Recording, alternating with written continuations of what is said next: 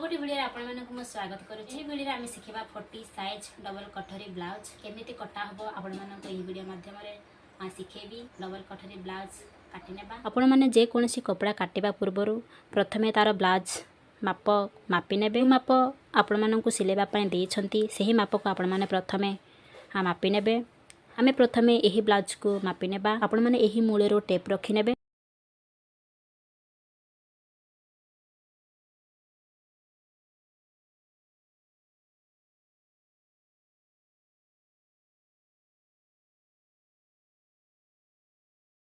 देखंतु ब्लाउज रे लूज अच्छी 40 आम यही ब्लाउज रे लंबा मापी ने लंबा केते अच्छी देखंतु आपण माने यही मूल रे जो कांध अच्छी कांध जॉइंट अच्छी आपण माने सही कांध जॉइंट रो ही टेप रखी नेबे एमिति रखिबे समान भाव में धरी नेबे।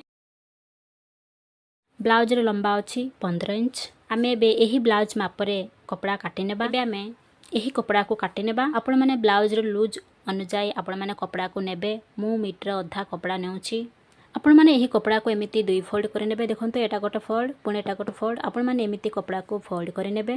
लूज मु नेउची 11 धा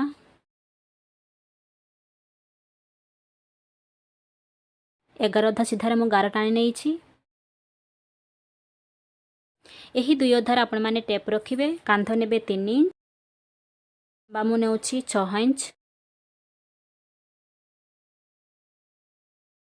आमे एठी काख नेबा।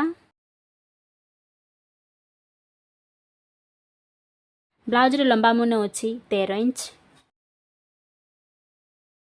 आपण माने यही लास्ट रे टेप रखि नेबे।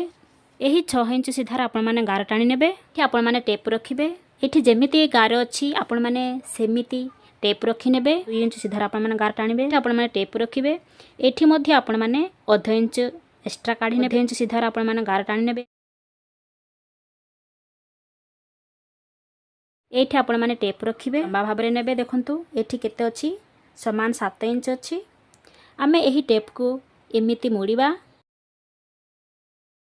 एठी आपण माने मार्किंग करि नेबे। एठी देखंतु एटा को आपण माने एमिति सीधा भाव में गार टाणी नेबे। एही कोठरी को आमे पोरे काटी नेबा। जते बेले हमर बैक साइड रो कपड़ा कटा सरीबो ता पोरे ही आमे एही कोठरी गुडा को आमे काटी नेबा। देखंतु हमारे कटा सरी मु बैक साइड रो कपड़ा काटेबा पाई मु फ्रंट रो कपड़ा रखी नेछि। काखरे टेप रखी नेबे। तापरे एठी आपण माने एक्स्ट्रा आधा इंच नेबे। एही फ्रंट रो कपड़ा जेतिक अछि आपण माने सही हिसाब रे ही आपण माने एठी मार्किंग करि नेबे।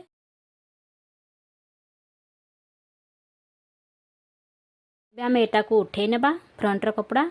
एटा होची बैक साइड रो कपड़ा आमे बे एठी टेप रखि नेबा। एठी आमे एक्स्ट्रा 3 इंच नेबा। एही 3 इंच सीधार आपण माने गार टाणी नेबे। आपण माननकु जो माप देइ छंती सही माप हिसाब रे ही आपण माने बेकर लंबा नेबे। बेकर लंबा मु नेउछि 9 इंच।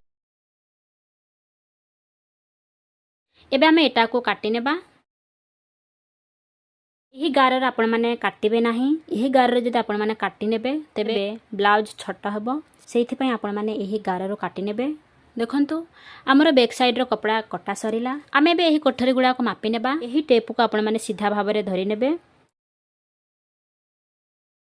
यही मझी रे आमे एठी मार्किंग करि नेबा। एठी टेप रखिबा। एठी आमे आधा इंच एक्स्ट्रा नेबा। एमिति गार टाणीबे। यही लास्ट रे मध्ये आमे आधा इंच एक्स्ट्रा नेबा एमिति। एबे आमे एटा को एमिति जोड़ी नेबा।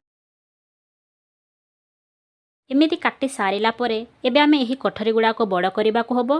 प्रथमे आमे एही कोठरी को बड़ करिबा। एही कपड़ा को एमिति फोल्ड करि नेबा। एही कपड़ा को आमे एमिति रखि नेबा। एही कपड़ा जेमिति अछि आमे सही हिसाब रे आमे मार्किंग करि नेबा।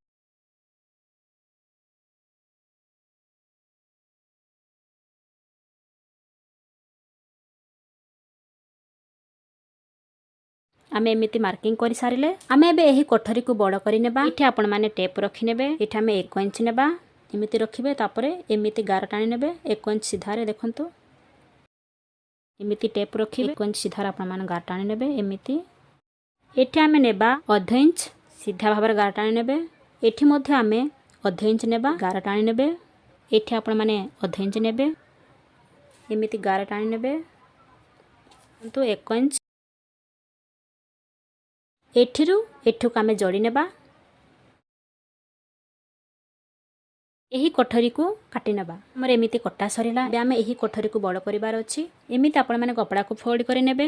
ଏହି କପଡ଼ାକୁ ଆମେ ଏମିତି ରଖିନେବା। ଯେହେତୁ ଆମର ଏଠି ଜଏଣ୍ଟ ଆସିବ ସେଇଥିପାଇଁ ଆମେ ଏହି କପଡ଼ାକୁ ଏଠି ରଖିନେବା। ଏଟାକୁ ଆପଣମାନେ ଏମିତି ମାର୍କିଂ କରିନେବେ। ଏବେ ଆମେ ଏଟାକୁ କାଢ଼ି ନେବା। ଏହି କପଡ଼ାକୁ ଆପଣମାନେ ଏମିତି ରଖିନେବେ। ଆପଣମାନେ ସିଧା ଭାବରେ ଗାର ଟାଣି ନେବେ। ଏମିତି ଦେଖନ୍ତୁ ଗାର ଟାଣିବେ। ଏଇଠି ଆପଣମାନେ 1 ଇଞ୍ଚ ଏକ୍ସଟ୍ରା ନେବେ। 1 ଇଞ୍ଚ ଏକ୍ସଟ୍ରା ମୁଁ ଗାର ଟାଣି ନେଲି। ଏଠି ନେବେ 1/2 ଇଞ୍ଚ। ଏଠି ନେବେ 1 ଇଞ୍ଚ। ସିଧା ଭାବରେ ଟେପ୍ ରଖିନେବେ। ଏହି ଟେପ୍କୁ ଆପଣମାନେ ଏମିତି ମୋଡ଼ିବେ। ତାର ସିଧାରେ ଆପଣମାନେ ରଖିନେବେ। ଗାର ଟାଣି ନେବେ। ଏହି 1/2 ଇଞ୍ଚକୁ ଏହି 1 ଇଞ୍ଚକୁ ଆମେ ଏଠି ଯୋଡ଼ି ନେବା। ଏଠି ଯୋଡ଼ି ସାରିଲେ ଏବେ ଆମେ ଏଟାକୁ କାଟି ନେବା। ଏହି ଗାର ସିଧାରେ ଆପଣମାନେ ଟେପ୍ ରଖିନେବେ। ଏହି 3 ଇଞ୍ଚ ସିଧାରେ ଆପଣମାନେ ଗାର ଟାଣିବେ। 2 ଇଞ୍ଚ ସିଧାରେ ଗାର ଟାଣି ନେବେ। ଗାର ଟାଣିବେ। ଏହି ମଝିରେ ଆପଣମାନେ ଟେପ୍ ରଖିବେ। 3 ଅଧା ବିନ୍ଦୁ କରିନେବେ।